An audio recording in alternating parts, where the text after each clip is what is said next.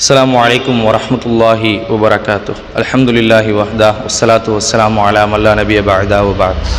அன்புள்ள சகோதரர்களே, சகோதரிகளே, பெரியவர்களே, உங்கள் அனைவரின் மீதும் அல்லாஹுவின் சாந்தியும் சமாதானமும் உண்டாகட்டுமாக.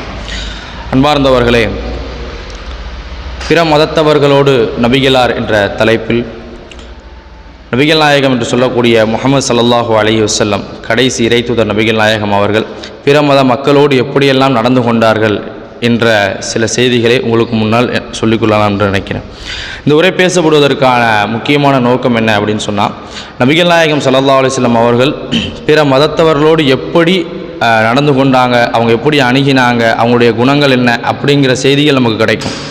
ரெண்டாவது பார்த்திங்கன்னா, நபி ஸல்லல்லாஹு அலைஹி வஸல்லம் அவங்களுடைய பேரில் பல மக்கள் தவறாக புரிஞ்சு வச்சுருக்கிறாங்க. அவங்க முஸ்லீம் அல்லாத மக்களை கொல்ல சொன்னாங்க, கொலை செய்ய சொன்னாங்க, முஸ்லீம் அல்லாதவர்களோடு கடுமையாக நடந்து கொண்டாங்க, அப்படிங்கிற மாதிரியெல்லாம் என்ன செய்யப்பட்டிருக்கு, தவறாக புரிந்து கொள்ளப்பட்டிருக்கு. அதனால் நபி ஸல்லல்லாஹு அலைஹி வஸல்லம் அவங்க எப்படி முஸ்லீம் அல்லாத மக்களோடு இருந்தாங்க அப்படிங்கிற செய்திகளை பார்க்கறதுனால உண்மையில் நபிகள் நாயகம் யார் அப்படிங்கிற செய்தி நமக்கு தெரிஞ்சிடும், அவங்களுடைய வாழ்க்கை வரலாறுலேருந்து.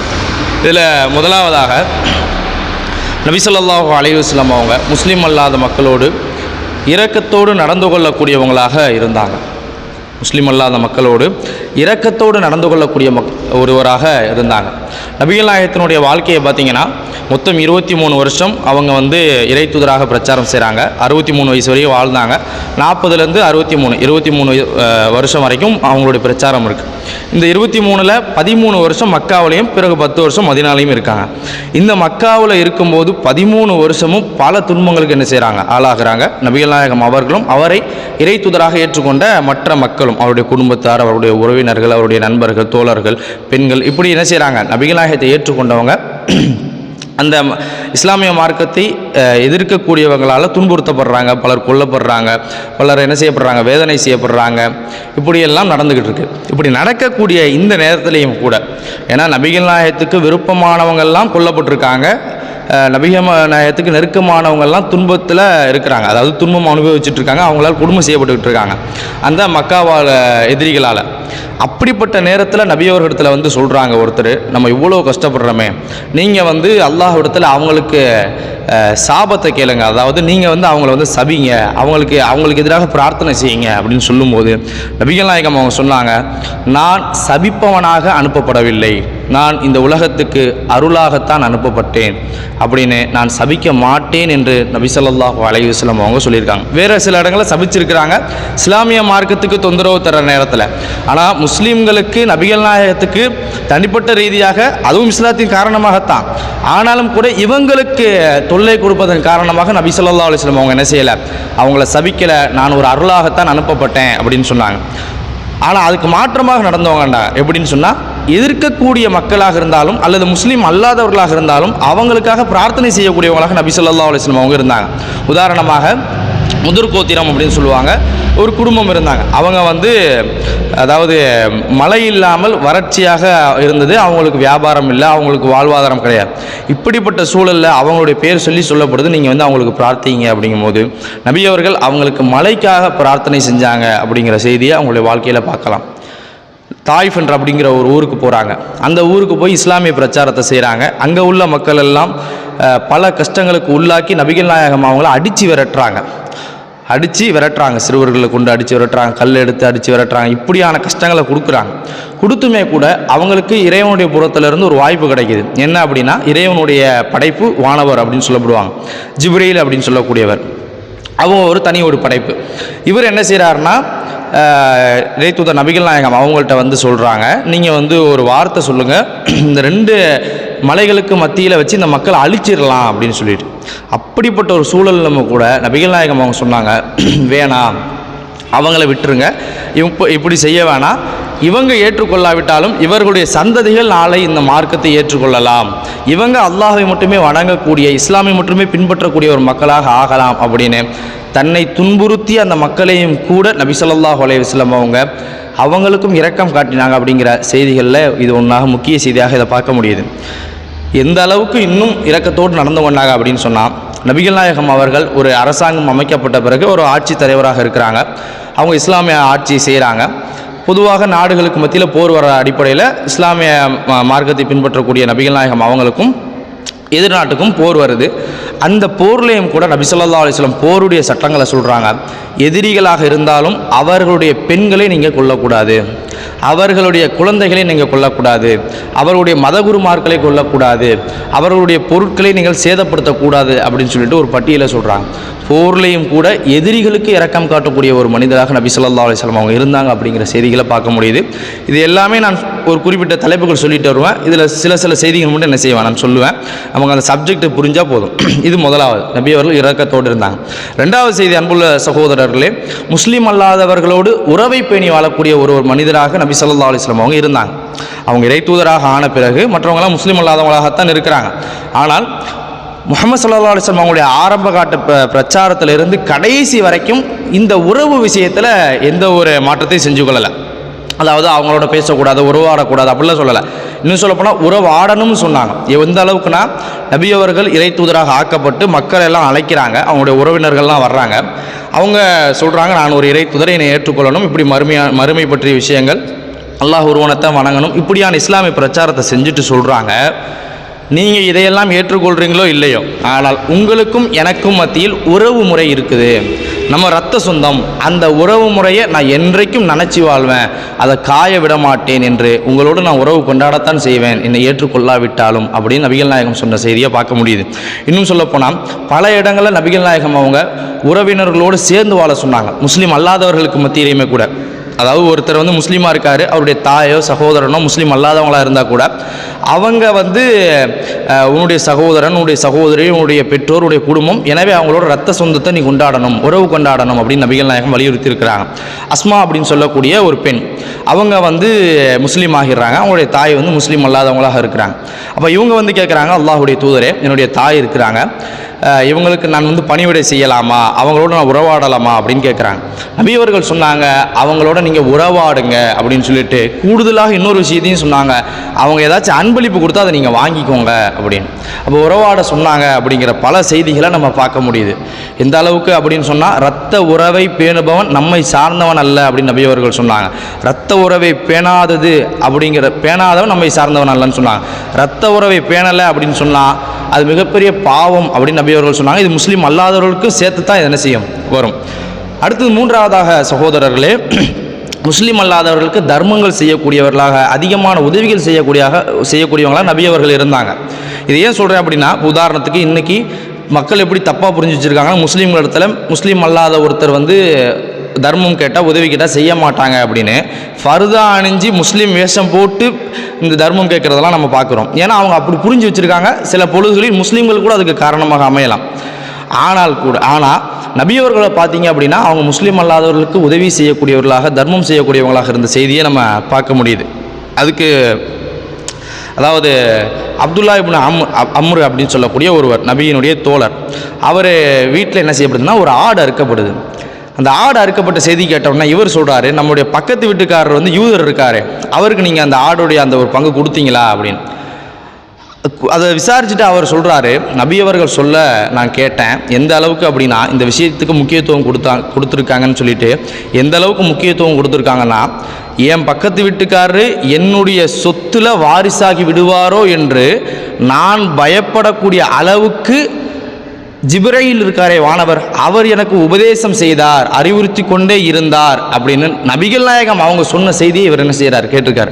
அந்த அளவுக்கு பக்கத்து வீட்டுக்காரர் முஸ்லீம் அல்லாதவராக இருந்தாலும் கூட அவரோடு இணக்கமாக நடந்து கொள்ளணும் அப்படிங்கிற செய்திகளும் நபிகள் நாயகம் அவர்களுடைய கற்பித்தல் மூலமாக நம்ம பார்க்க முடியுது.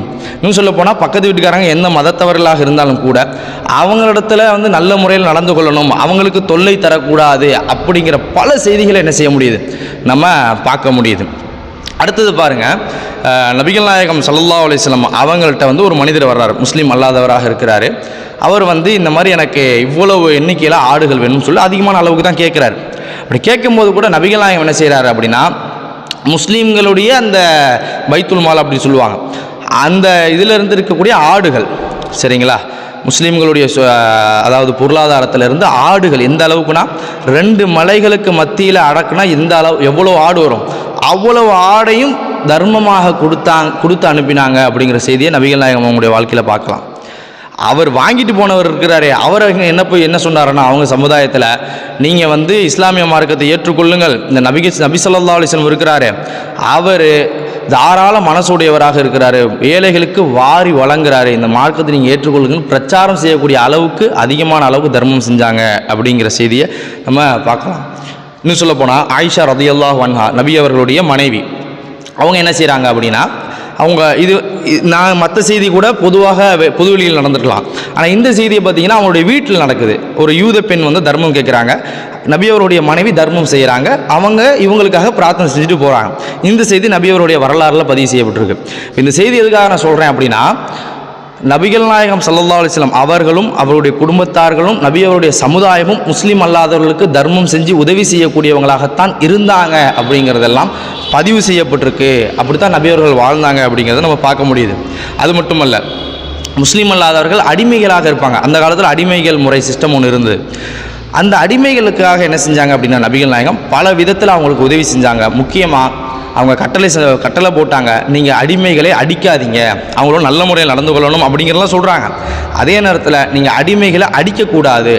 ஒருவேளை உங்களை கோபத்தில் மிகச்சி உங்களை கண்ட்ரோல் பண்ண முடியாமல் நீங்கள் அடிச்சிட்டிங்க அப்படின்னா, அந்த அடிமையை விடுதலை செய்கிறது தான் அந்த அடித்ததுக்கு பரிகாரம் அப்படின்னு நபி ஸல்லல்லாஹு அலைஹி வஸல்லம் அவங்க சொன்னாங்கங்கிற செய்தி என்ன செய்ய முடியுது, பார்க்க முடியுது. இப்படி பல வகையில் முஸ்லீம் அல்லாதவர்கள் துன்பத்தில் இருக்கிற நேரத்தில் நபி அவர்கள் உதவி செஞ்சாங்கங்கிறத நம்ம பார்க்கலாம். அது மட்டுமல்ல, முஸ்லீம் அல்லாதவர்களிடத்தில் அன்பளிப்பை பெற்றுக்கொள்ளக்கூடியவங்களாகவும் முஸ்லீம் அல்லாதவர்களுக்கு அன்பளிப்பை கொடுக்கக்கூடியவங்களாகவும் நபி அவர்கள் இருந்தாங்க. தௌமுத்துல் ஜந்தல் அப்படின்னு சொல்லக்கூடிய ஒரு நாட்டினுடைய ஒரு அரசர் என்ன செய்கிறாரு அப்படின்னா, சில அன்பளிப்பு பொருட்கள் நபி அவர்களுக்கு அனுப்புகிறாங்க. இது நபி அவர்கள் மறுக்காமல் வாங்கி கொண்டாங்கன்ற செய்தியை நம்ம பார்க்கலாம். அது மட்டும் இல்லை, நபி அவர்களே சொல்கிறாங்க, தன்னுடைய மரணத்துக்கு 3 நாளைக்கு முன்னாடி நம்ம வந்து இந்த தூதுக்குழுலாம் வருமே, வேறு நாட்டிலேருந்து தூதுக்குழு, இந்த தூதுக்குழுவினருக்கு கண்ணியப்படுத்தி அவங்களுக்கு மரியாதைப்படுத்தி அன்பளிப்புகள் கொடுப்போமே, இதை நிறுத்திட வேணாம், தொடர்ந்து இதை செய்யுங்க அப்படின்னு அறிவுரை சொன்னாங்கன்ற செய்தியை நம்ம பார்க்கலாம். அப்போது முஸ்லீம் அல்லாதவர்களுக்கு மத்தியில் அன்பளிப்பு செய்யக்கூடியவங்களாகவும் அன்பளிப்பை பெறக்கூடியவங்களாகவும் இருந்தாங்கிறத பார்க்க முடியுது. இதுக்கு முன்னாடி ஏற்கனவே ஒரு செய்தி சொன்னாங்க, அஸ்மாங்கிற பெண் வந்து கேட்டாங்க, உடைய தாய் அன்பளிப்பு கொடுத்தா அதை வாங்குங்க, அவங்க முஸ்லீம் அல்லாதவராக இருந்தாலும் பரவாயில்லை அப்படின்னு சொன்ன செய்தியை என்ன செய்யலாம், இதோடு நம்ம நினச்சிக்கொள்ளலாம். உமர் ரலியல்லாஹு அன்ஹு அப்படின்னு சொல்லக்கூடிய நபி அவருடைய நண்பர், நெருங்கிய நண்பர், இவர் வந்து என்ன செய்கிறாருன்னா, ஒரு முறை நபி அவர்களிடத்தில் சொல்கிறாரு, இந்த பட்டாடை ஒன்று வருது, இந்த பட்டாடையை நீங்கள் வாங்குங்க, ஸ்பெஷலான நேரத்தில் இந்த ட்ரெஸ்ஸை நீங்கள் உடுத்திக்கலாம் அப்படின்னு. நபி ஸல்லல்லாஹு அலைஹி வஸல்லம் அவங்க என்ன செய்கிறாங்கன்னா, இது வந்து நமக்கு ஹராமான ஆடை, ஹராம்னு சொன்னால் தடை செய்யப்பட்ட ஆடை, இதை நம்ம போடக்கூடாது அப்படின்னு இஸ்லாமிய மார்க்க சட்டத்தை சொல்கிறாங்க. அந்த செய்தி முடிஞ்சது. அதுக்கு அடுத்து என்ன செய்கிறாங்கன்னா, நபி அவர்களுக்கு ஒரு பட்டாடை வருது. இந்த பட்டு ஆடையை வந்து ஆண்கள் தான் உடுத்தக்கூடாது, ஆண்கள் உடுத்தக்கூடாது. இந்த பட்டு ஆடையை வந்து உமர் ரலியல்லாஹு அன்ஹு அவங்களுக்கு அனுப்புகிறாங்க. உமர் ரலியல்லாஹு அன்ஹு அவங்க கேட்குறாங்க, நீங்கள் தானே சொன்னீங்க பட்டு நம்ம உடுத்தக்கூடாது ஹராம் அப்படின்னு சொன்னதுக்கு. நபி ஸல்லல்லாஹு அலைஹி வஸல்லம் சொன்னாங்க, ஒன்று இதை விற்றுருங்க, இல்லை வேறு யாருக்காச்சும் கொடுத்துருங்க அப்படின்னு. ஏன்னா முஸ்லீம் அல்லாதவர்கள் பயன்படுத்தலாம் தானே அவங்க, அதனால் கொடுத்துருங்கன்னு சொன்னாங்க. உமர் ரலியல்லாஹு அன்ஹு அவங்க முஸ்லீம் அல்லாத ஒருவருக்கு இதை அன்பளிப்பு செஞ்சாங்க அப்படிங்கிற செய்தியை நம்ம என்ன செய்ய முடியுது, பார்க்க முடியுது. இதெல்லாம் ஏன் சொல்கிறேன் அப்படின்னா, முஸ்லீம்களுக்கும் முஸ்லீம் அல்லாதவர்களுக்கும் மத்தியில் இருந்த அந்த உறவுகள், அந்த இணக்கங்கள் எவ்வளவு அப்படிங்கிறது இது போன்ற செய்திகள் மூலமாக என்ன செஞ்சு கொள்ளலாம், நம்ம புரிஞ்சு கொள்ளலாம். அடுத்ததாக அன்புள்ள சகோதரர்களே, நபி ஸல்லல்லாஹு அலைஹி வஸல்லம் அவங்க முஸ்லீம் அல்லாதவர்களுக்கு பிரார்த்தனை செய்யக்கூடியவங்களாக பல கட்டங்கள் இருந்திருக்கிறாங்க. அவங்களுக்குன்று சில விஷயங்களை பிரார்த்தனை செய்வாங்க, குறிப்பாக அவங்களுடைய நேர்வழிக்காக. ஏற்கனவே மழை வேண்டி பிரார்த்தனை செஞ்சாங்கன்னு நான் சொன்னேன். இந்த இடத்துல பாருங்கள், அவங்க வந்து நேர்வழி பெறணும், இஸ்லாமிய மார்க்கத்தை ஏற்றுக்கொண்டு சொர்க்கம் போகணும் அப்படிங்கிறதுக்காக பலருக்கும் பிரார்த்தனை செஞ்சுருக்காங்க. இந்த குடும்பத்துக்கு நீ நேர்வழி கொடு அல்லாஹ், இந்த மனிதருக்கு நீ நேர்வழி கொடு அல்லாஹ் அப்படின்னு சொல்லிட்டு முஸ்லீம் அல்லாதவர்களுக்காக என்ன செஞ்சுருக்கிறாங்க, பிரார்த்தனை செஞ்சாங்கங்கிறது பார்க்க முடியுது. எந்த அளவுக்குன்னு சொன்னால், யூதர்கள் நபி அவர்கள் பிரார்த்தனை செய்யணும் அப்படிங்கிறத வந்து விரும்புவாங்க, அதாவது அவங்க எதிர்பார்ப்பாங்க. எப்படின்னா, பொதுவாக இஸ்லாமிய சட்டப்படி ஒருத்தர் தும்மல் ஒருத்தர் தும்முனா அல்ஹம்துலில்லாஹ்னு சொல்லணும், அதாவது அல்லாஹ்வுக்கே எல்லா புகழும் அப்படின்னு. தும்முறதை யாராச்சும் கேட்டால் பதிலுக்கு இர்ஹமுக்கல்லாஹ் அப்படின்னு சொல்லணும், அல்லாஹ் உங்களுக்கு வந்து அதாவது ரஹ்மத் செய்யட்டும், அதாவது இரக்கம் காட்டட்டும் அப்படின்னு சொல்லிட்டு சொல்லணும். இதை திருப்பி இவர் கேட்பாரு, இவர் கேட்கும்போது அவர் சொல்லணும் வயஹ்தீக்குமுல்லாஹு யுஸ்லிஹு பாலக்கும், அதாவது அல்லாஹ் உங்களுக்கு நேர்வழி காட்டட்டும், உங்களுடைய காரியங்களை எல்லாம் சீர்படுத்தட்டும் அப்படின்ற அர்த்தம். இப்போ நபி ஸல்லல்லாஹு அலைஹி வஸல்லம் அவங்க இப்படி சொல்லக்கூடியவங்களாக இருந்தாங்களா, யூதர்கள் என்ன செய்வாங்கன்னா, அவங்க வந்து நபி அவர்களுக்கு முன்னாடி வேணும்னே தும்முவாங்க. அப்படி தும்முற நேரத்தில் நபி அவர்கள் சொல்லுவாங்க, யஹ்தீக்குமுல்லாஹு வ யுஸ்லிஹ் பாலக்கும், அதாவது அல்லாஹ் உனக்கு நேர்வழி காட்டட்டும், உனக்கு உன்னுடைய காரியங்களை சீர்படுத்தட்டும் அப்படின்னு பிரச்சாரம் செய்வாங்க, பிரார்த்தனை செய்வாங்க. இது முஸ்லீம் அல்லாதவர்களை விரும்பி கேட்பாங்க அப்படிங்கிற செய்தியை அவங்களுடைய வாழ்க்கையில் பார்க்கலாம். இப்படி முஸ்லீம் அல்லாதவர்களாக இருந்தாலும் அவங்களுடைய நோய்க்காக, அவங்களுடைய நேர்வழிக்காக பிரார்த்தனை செஞ்சுருக்கிறாங்க அப்படிங்கிற செய்திகளை நம்ம பார்க்க முடியுது. குறிப்பாக அவங்களெல்லாம் நபி ஸல்லல்லாஹு அலைஹி வஸல்லம் அவங்கள எதிர்த்தவங்க. ஒன்று முன்னாடி காலத்தில் எதிர்த்திருப்பாங்க, அல்லது அந்த கரண்ட் சிச்சுவேஷனில் கூட எதிர்க்கக்கூடியவங்களாக இருந்தாங்க அப்படிங்கிறத நம்ம பார்க்கலாம். அது மட்டும் இல்லை, அன்பார்ந்த சகோதரர்களே, குர்ஆனில் நீங்கள் பார்க்கலாம், முஸ்லீம் அல்லாதவர்கள் யாராவது உங்களிடத்துல பாதுகாப்பு கேட்டு வந்தால் அவங்களுக்கு பாதுகாப்பு கொடுங்கங்கிற குர்ஆன் வசனம் இருக்குது. முஸ்லீம் அல்லாதவர்கள் யாராவது உங்களிடத்துல பாதுகாப்பு கேட்டால் அவங்களுக்கு நீங்கள் பாதுகாப்பு கொடுக்கணும் அப்படின்னு அல்லாஹ் குர்ஆனில் சொல்லக்கூடியதை பார்க்கலாம். குர்ஆனுடைய 9வது அத்தியாயத்தினுடைய 6வது வசனம் அல்லாஹ் சொல்கிறான், வ இன் அஹதும் மினல் முஷ்ரிகீன இஸ்தஜாரக், முஸ்லீம் அல்லாதவர்கள் யாராவது ஒருத்தர், இணை வைக்கக்கூடியவர்கள் யாராவது உங்களிடத்துல பாதுகாப்பு கேட்டு வந்தால் ஃப அஜ்ருஹு, அதாவது அவங்களுக்கு நீங்கள் பாதுகாப்பு கொடுங்க. எதுவரைக்கும் அப்படின்னு சொன்னால் ஹச்சா எஸ்மா கலாம் அல்லாஹ், மேலும் அவங்களுக்கு நீங்கள் அல்லாஹுடைய வார்த்தைகளை கேட்க செய்யுங்கள், பாதுகாப்பு கொடுங்க. அதே நேரம் அதை விட சிறந்த ஒன்றான அல்லாஹுடைய இந்த மார்க்கத்தை பற்றி சொல்லுங்கள், குர்ஆன் வசனங்களை கேட்க செய்யுங்க, அவங்க நேர்வழி பெறலாம். ஏன்னா அந்த பாதுகாப்பு கொடுக்குறத விட இது பல மடங்கு சிறந்தது. அதையும் என்ன செய்யறது, குர்ஆன் செய்ய சொல்லுது அப்படிங்கிறது பார்க்க முடியுது. நபி ஸல்லல்லாஹு அலைஹி வஸல்லம் அவங்க செயல்படுத்தினாங்க அப்படிங்கிறத செய்தியை நம்ம பார்க்க முடியுது. அடுத்ததாக அன்புள்ள சகோதரர்களே, நபி ஸல்லல்லாஹு அலைஹி வஸல்லம் அவங்க முஸ்லீம் அல்லாதவர்களுக்கு மத்தியில் நேர்மையாகவும் நீதமாகவும் நடந்து கொள்ளக்கூடியவங்களாக இருந்தாங்க. முஸ்லீம் அல்லாதவர்களாக இருந்தாலுமே கூட இவர்கிட்ட நீதத்தை எதிர்பார்க்கக்கூடிய பல செய்திகள் பார்க்க முடியுது. ஒன்று, அபூ ஜஹல் அப்படின்னு சொல்லிட்டு முஹம்மது நபி ஸல்லல்லாஹு அலைஹி வஸல்லம் அவங்களை எதிர்க்கக்கூடிய ஒருத்தர் இருந்தார், அபூ ஜஹல். இவர் என்ன செஞ்சுருந்தார், அந்த மக்காவை விட்டுட்டு வெளியூரில் உள்ள ஒருத்தர்கிட்ட ஒட்டகத்தை வாங்கியிருந்தார். ஒட்டகத்தை வாங்கிட்டு காசு தராமல் இழுத்தடிக்கிறார். அவர் கேட்டு கேட்டு பார்க்குறாரு, இவர் தர மாதிரி இல்லை. அவர் என்ன செஞ்சார், நேராக வந்தார். யார்கிட்ட கேட்டால் கிடைக்கும்போது நீங்கள் முகமது நபிகிட்ட போய் சொல்லுங்கள் அப்படின்னு சில மக்கள் பரிகாசமாக தான் சொல்லி அனுப்புகிறாங்க. ஏன்னா முகமது நபி அவங்க கேட்பாங்க, இவர் அபூ ஜஹல் பதில் சொல்லுவார், 2 பேருக்கு மத்தியில் சண்டை வரும் அப்படிங்கிறதுக்காக மட்டும்தான் சொல்கிறாங்க. ஆனாலும் கூட அவர் என்ன செய்கிறார், நபி ஸல்லல்லாஹு அலைஹி வஸல்லம் அவங்கள்ட்ட போய் கேட்குறாரு. நபி அவர்கள் வாங்க அப்படின்னு சொல்லிட்டு கூட்டிகிட்டு போய் அந்த அபூ ஜஹலுடைய வீட்டுக்கு போய் நியாயத்தை கேட்டு அந்த அவருடைய உரிமையை பெற்றுக் கொடுத்தாங்கங்கிற செய்தியை பார்க்க முடியுது. ஏன்னு சொன்னால் நபி ஸல்லல்லாஹு அலைஹி வஸல்லம் அவங்கள பொறுத்த வரைக்கும் இந்த மார்க்கத்தின் காரணமாகத்தான் எதிர்க்கப்பட்டார். மற்றபடி அபூ ஜஹல் அவங்களே சொல்லுவாங்க, நாங்கள் எதிர்க்கிறது, நாங்கள் பொய்ன்னு சொல்கிறது நீ சொல்லக்கூடிய மார்க்கத்தை தான், உன்னை ஒருபோதும் நாங்கள் பொய்யாக சொல்ல மாட்டோம்னு சொல்லுவாங்க. அந்த அளவுக்கு நாணயமிக்க சிறந்த ஒரு மனிதராக நபி ஸல்லல்லாஹு அலைஹி வஸல்லம் அவங்க இருந்தாங்க அப்படிங்கிறத அவங்களுடைய வாழ்க்கையில் நம்ம தாராளமாக பார்க்கலாம். பல இடங்களில் ஒரு யூதர் என்ன செய்கிறாரு அப்படின்னு சொன்னால், அதாவது ஒரு சில முஸ்லீம்கள் 2 முஸ்லீம் போகிறாங்க ஒரு இடத்துக்கு, அதில் 2 பேரும் பிரிஞ்சிடுறாங்க. ஒருத்தரை யூதர்கள் கொலை செஞ்சிடறாங்க. சப்ஜெக்ட் என்னென்னா, ஒரு முஸ்லீமை யூதர்கள் கொலை செஞ்சிடறாங்க. கொலை செஞ்சாலும் கூட அதுக்கான எந்த ஒரு ஆதாரமும் அந்த முஸ்லீமுடைய குடும்பத்தார் இடத்துல இல்லை. முஸ்லீம் குடும்பத்தார் வரும்போது நபி ஸல்லல்லாஹு அலைஹி வஸல்லம் அவங்கள்ட்ட தீர்ப்பு கேட்டு வர்றாங்க. காரணம், நபி அவர்கள் தான் நீதிபதி, ஆட்சி தலைவராக நீதிபதியாக இருந்தாங்க. நபி அவர்கள் என்ன செய்கிறாங்கன்னா, இப்படி செய்யலாமா, இப்படி செய்யலாமா, பழி வாங்கலாமா, அதுக்கு பழி கேட்குற சட்டத்தை கேட்குறீங்களா அல்லது நஷ்டஈடு கேட்குறீங்களா, இப்படியெல்லாம் கேட்டுட்டு பேசுகிறாங்க. அப்போ அந்த குடும்பத்தார் சொல்கிறாங்க, எங்கள்கிட்ட எந்த ஒரு ஆதாரமும் இல்லை அப்படின்னு.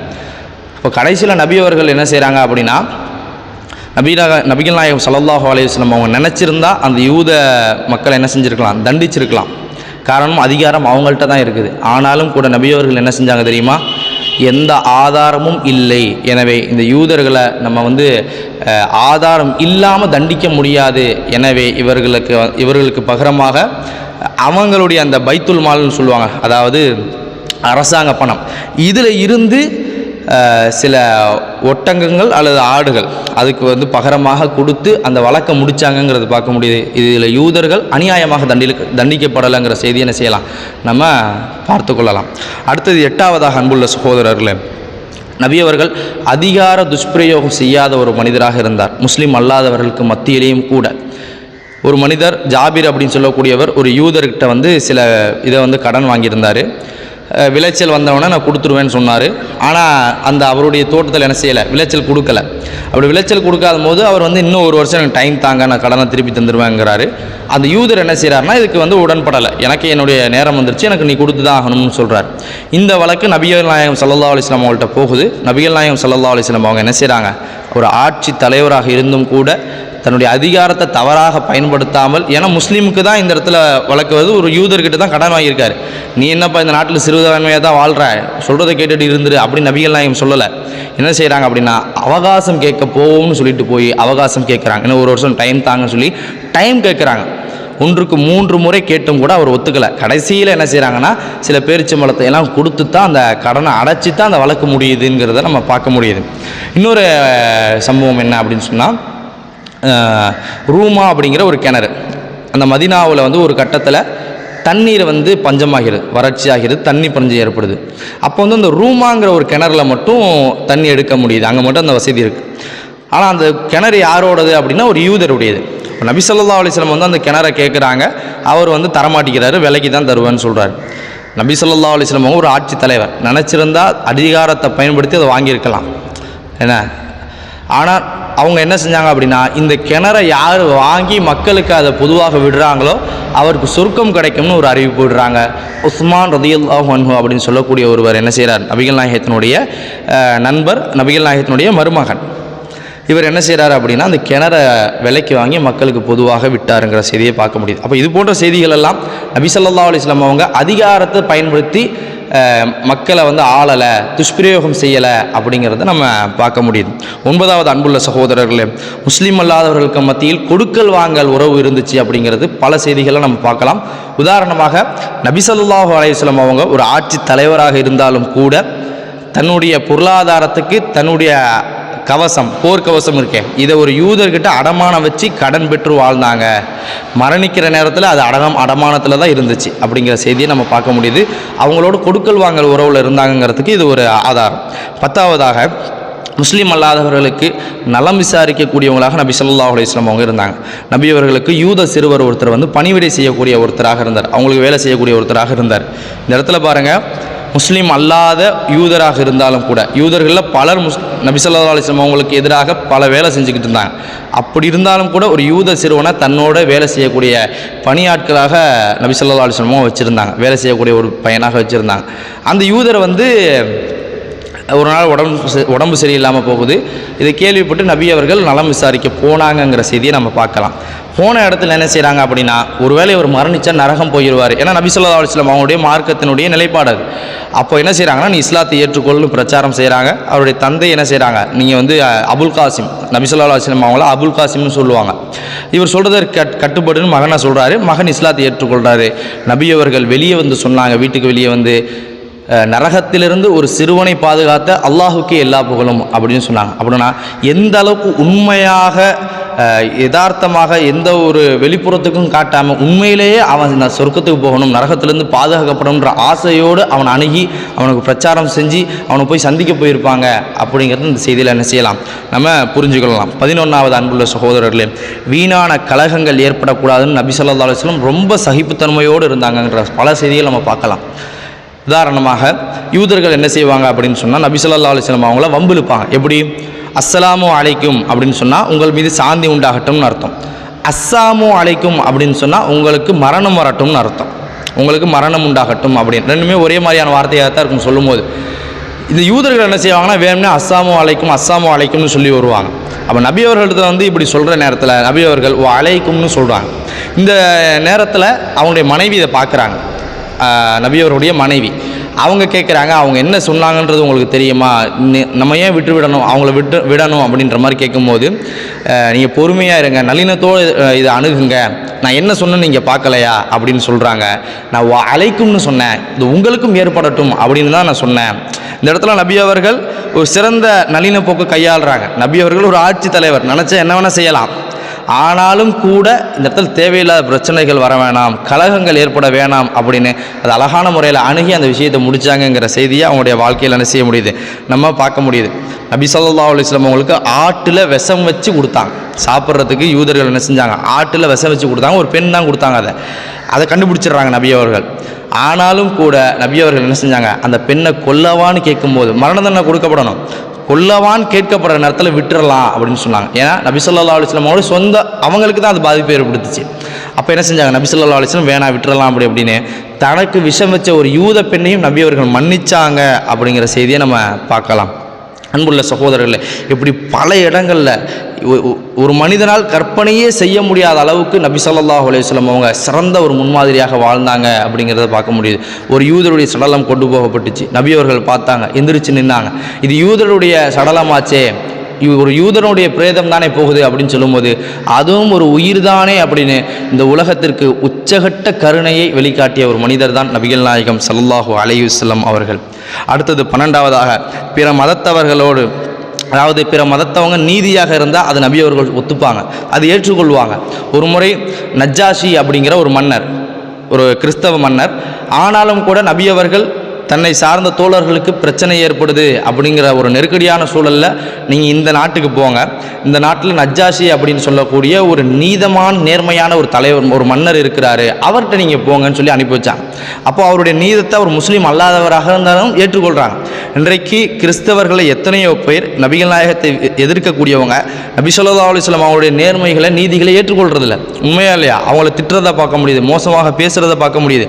ஆனால் நபி ஸல்லல்லாஹு அலைஹி வஸல்லம் அவங்க எப்படி அணுகினாங்க? கிறிஸ்தவர்கள்ட்ட இருக்கக்கூடிய நலவுன்னு ஏற்றுக்கொண்டாங்க. அதை நான் என்ன செய்கிறேன் உங்களுக்கு சொல்கிறேன். அவங்கள்ட்ட நீதி இருந்தால் அது நீதி தான் அப்படின்றத ஏற்றுக்கொண்டு மக்களுக்கு சொல்லக்கூடியவங்களாக இருந்தாங்கிற செய்தியை நம்ம பார்க்க முடியுது. 13வது அன்புள்ள சகோதரர்களே, பிற மதத்தவர்களோடு மத விவகாரங்கள் எப்படி நடந்து கொண்டாங்கிற பகுதியை பார்த்தா நபி அவர்கள் மதத்தில் எந்த ஒரு சமரசமும் அவங்க செய்யலை. அதாவது நான் இஸ்லாமிய மார்க்கத்தை ஒரே ஒரு கடவுளை வணங்கக்கூடிய மார்க்கத்தை பின்பற்றுறேன், நீங்கள் பல கடவுள் கொள்கையை உள்ளதை பின்பற்றுறீங்க, இது ரெண்டுக்கு ரெண்டும் ஒன்று முரணானது தான், நேர் எதிரானது. இப்போ இப்படிப்பட்ட கொள்கையில் உங்களுக்கும் எனக்கும் மத்தியில் ஒரு உறவு இருக்கும், நான் சமூக நல்லிணக்கம் பேணுவேன், ஆனால் என்னுடைய மார்க்கத்தில் சமரசம் செய்ய மாட்டேன்ற போக்கை நபி ஸல்லல்லாஹு அலைஹி வஸல்லம் அவங்க கடைபிடிச்சிருக்காங்க. இது முஸ்லீம்களுக்கு ஒரு முக்கியமான செய்தி.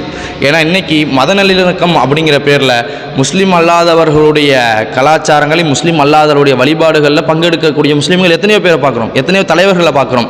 ஆனால் நபி அவர்கள் ஒரு பெரும் ஆட்சி தலைவராக, ஜனாதிபதியாக இருந்தும் கூட என்னுடைய மார்க்கம் எனக்கு, உன்னுடைய மார்க்கம் உனக்கு, இதில் நான் பங்கெடுக்க மாட்டேன், இதில் நான் கலந்து கொள்ள மாட்டேன் அப்படின்னு சொன்னதோடு, ஆனாலும் நான் சமூக நல்லிணக்கத்தோடு இருப்பேன், உங்களுக்கு தேவையான உதவிகளை செஞ்சு கொள்வோம், சமூக உறவு இருக்கும் அப்படிங்கிற போக்கில் நடந்து கொண்டாங்கிற செய்தியை தான் என்ன செய்ய முடியுது, நம்ம பார்க்க முடியுது.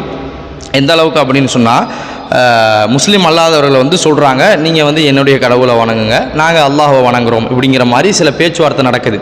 அதாவது இஸ்லாமிய மார்க்கத்தில் கொஞ்சத்தை நாங்கள் பின்பற்றுறோம், இந்த மதத்தில் உள்ளது நீ பின்பற்று அப்படிங்கிற மாதிரி தான் சொல்கிறாங்க.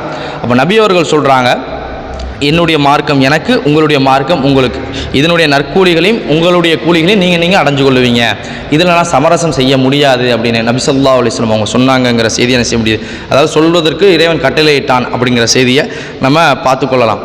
குறிப்பாக மத விவகாரம் அப்படிங்கிற தலைப்பில் பார்த்தீங்கன்னா நபி அவர்கள் ஒரு ஆட்சி தலைவராக கூட இருந்தாங்க, அதிகாரம் அவங்க கையில் இருக்குது. ஆனாலும் கூட லா இக்ராஹ ஃபித்தீன், குர்ஆன் சொல்லுது, இந்த மார்க்கத்தில் எந்த நிர்பந்தமும் கிடையாது, விரும்பியவங்க ஏற்றுக்கொள்ளலாம், விரும்பியவங்க ஏற்றுக்கொள்ளாமல் இருக்கலாம் அப்படிங்கிற அடிப்படையில் தான் நபி ஸல்லல்லாஹு அலைஹி வஸல்லம் அவங்க இருந்தாங்க. யாரையும் கட்டாயப்படுத்தலை. நான் இவ்வளோ செய்தி சொல்லணேன். நபி ஸல்லல்லாஹு அலைஹி வஸல்லம் அவங்களுடைய ஆட்சிக்கு கீழ் வாழ்ந்த மக்கள் இன்றைக்கி சொல்கிறாங்களா இல்லையா, இஸ்லாம் வாளால் பரப்பப்பட்டது, அதிகாரத்தால் பரப்பப்பட்டது அப்படின்னு.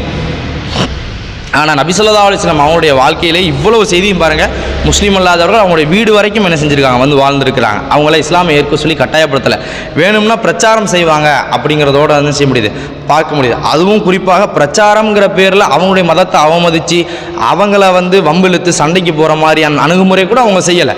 சப்ஜெக்ட் என்னவோ அதை சொல்லுவாங்க, ஏற்றுக்கொள்கிறதும் ஏற்றுக்கொள்ளாதும் உன்னுடைய விருப்பம் அப்படிங்கிற போக்கில் தான் நபி ஸல்லல்லாஹு அலைஹி வஸல்லம் இருந்தாங்க அப்படிங்கிறத நம்ம பார்த்துக்கொள்ளலாம். அடுத்ததாக அன்புள்ள சகோதரர்களே, பிற மதத்தவர்களுடைய நம்பிக்கைகளில், பிற மதத்தவர்களுடைய அந்த மத விஷயத்தில் நேர்மையான அணுகுமுறைகள் நபி ஸல்லல்லாஹு அலைஹி வஸல்லம் அவங்கள்ட்ட இருந்துச்சு. உதாரணமாக நீங்கள் குர்ஆனில் பார்க்கலாம் ஒரு வசனம், வலா தசுப்புல்லதீன யதுஊன மின் தூனில்லாஹ். நீங்கள் அல்லாஹ் குர்ஆனில் சொல்கிறான், நீங்கள் பிற மதத்தவர்கள் வழிபடக்கூடிய கடவுள்களை திட்ட வேண்டாம், அது பொய்யான கடவுள் தான், அது கடவுளே கிடையாது, அதை வணங்கக்கூடாது, அதை வணங்குறது பெரும் பாவம், இப்படியெல்லாம் குர்ஆன் சொல்லுது உண்மை. ஆனாலும் கூட இது பிரச்சார ரீதியாக தான் குர்ஆன் சொல்லுது. உங்களுக்கு புரியுதா?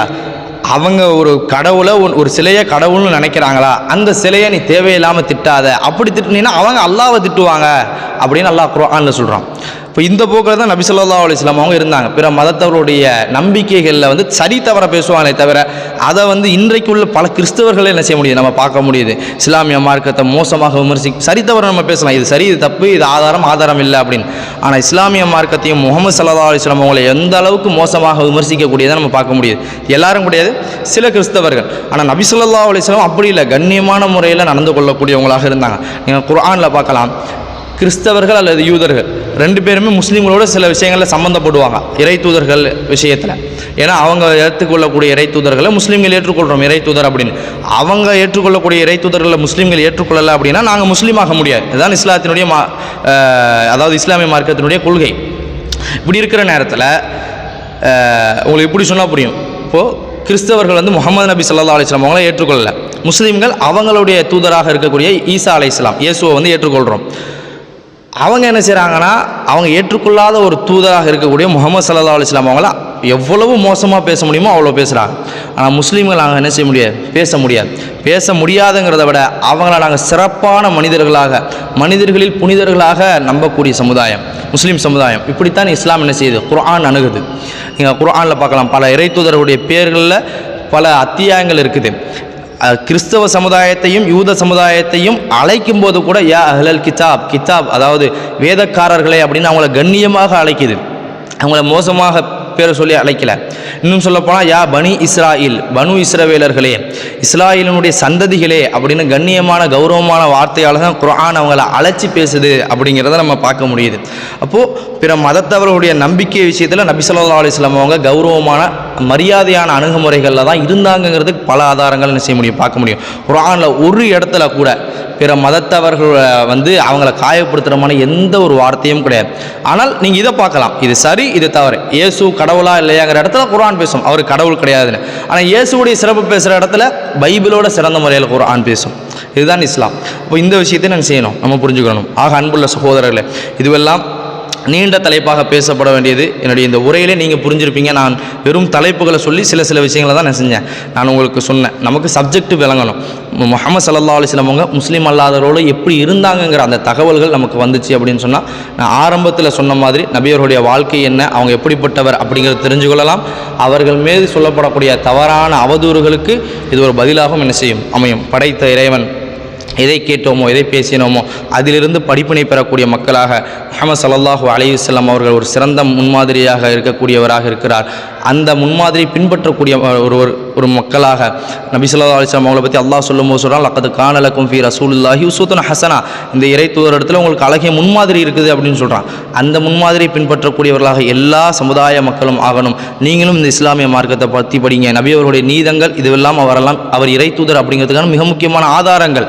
ஒரு இறை தூதராக இல்லாமல் இப்படி ஒரு வாழ்க்கையை ஒரு மனிதரால் வாழ முடியாது. அந்த இறை தூதரை பற்றி நீங்கள் ஆய்வு செய்யுங்க, தெரிஞ்சு கொள்ளுங்கள். உங்களுக்கு வேணும் அப்படின்னு சொன்னால் புத்தகங்களை நம்ம அனுப்பி வைக்கிறோம், தாராளமாக தொடர்பு கொள்ளுங்கள். படைச்ச இறைவன் நம்ம எல்லாருக்கும் நேர்வழியை தரணும் அப்படின்னு பிரார்த்தனை செஞ்சு நான் முடிக்கிறேன். அக்கூலு கௌலி ஹாதா அஸ்தக்ஃபிருல்லாஹ் லி வலக்கும். அஸ்ஸலாமு அலைக்கும் வரஹ்மத்துல்லாஹி வபரகாத்துஹு.